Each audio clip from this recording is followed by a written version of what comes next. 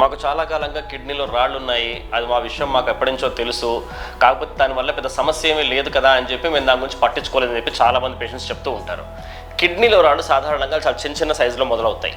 మొదలైన తర్వాత వాటి సైజు కొంతమంది చాలా వేగంగా పెరిగితే కొంతమందిలో మెల్లగా పెరగచ్చు.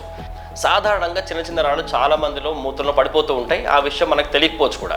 కాకపోతే కొంతమంది పేషెంట్స్లో ఆ రాళ్ళు తెలియకుండా కిడ్నీలో ఉండిపోయి సైజ్ చాలా పెద్దగా పెరిగిపోవడం, దానివల్ల దీర్ఘకాలికంగా వాటిని ఇగ్నోర్ చేస్తే కిడ్నీలు పాడైపోవడం జరుగుతూ ఉంటుంది.